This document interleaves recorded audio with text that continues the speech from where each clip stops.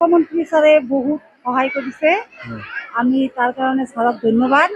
আমাক এই 10,000 টকা দিলে আমি এটা কাম কৰিব পাৰিম। কি কাম কৰিব আশা কৰিছে? আমি কাপোৰৰ কাম মানে দোকান দিম বুলি ভাবি আছোঁ। এনেই মোৰ অলপ অলপ আছে, কিন্তু আৰু 10,000 টকা পালে আৰু ডাঙৰকৈ কৰিম। আপোনাৰ ঘৰ ক'ত? হাউলি আনন্দ বজাৰ। হাউলি ছাৰক আমাক বিশেষ খুব ধন্যবাদ। ছাৰে আমাক বহুতখিনি সহায় কৰি আছে। ঠিক আছে। মহিলা আমি সকলো মহিলা গোটৰ কাৰণে কেইজন আহিছে? আমি 8জন আহিছোঁ। 10জনৰ নাম আছিলে আৰু 2জনৰ কথা গৈছে। সেইকাৰণে আমি 8জন পাইছোঁ, 8জনে আহিছোঁ। 10,000 টকা দি কি কৰিব আপুনি? 10,000 টকা আমি ব্যৱসায় আৰম্ভ কৰিম।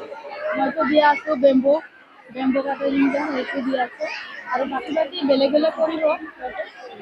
আৰু কিছু টকা আমি গোটেইকেইটা মিলি এটা কিবা এটা বিজনেছ কৰিম বুলি ভাবিছোঁ। মামাক কি কৰিব?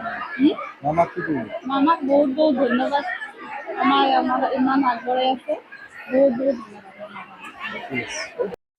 মানে জিকাই ছাৰক আৰু আমি নিজৰ মানে ৰাজ্যৰ মুখ্যমন্ত্ৰী কৰিব বিচাৰোঁ। প্ৰত্যেকবাৰে এনেকুৱা ছাৰক আমি বিচাৰোঁ। আৰু হেমন্ত ছাৰক যাতে সদায় আমাৰ মাজত মানে লিডাৰ হৈয়ে থাকে, হিৰ' হৈ থাকে। তেওঁ হ'ল ৰিয়েল হিৰ' আমাৰ মহিলাসকলৰ কাৰণে।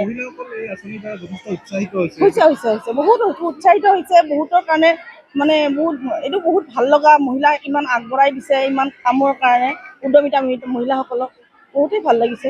আৰু যাতে ভৱিষ্যতে আৰু ইয়াতকৈ বেছি দিয়ে, তাৰ কাৰণে আমি ছাৰক অনুৰোধ জনাইছোঁ। আৰু ছাৰে যাতে আমাৰ মাজত সদায় হিৰ' হৈ থাকে, সেইটোৱে বিচাৰোঁ। ধন্যবাদ।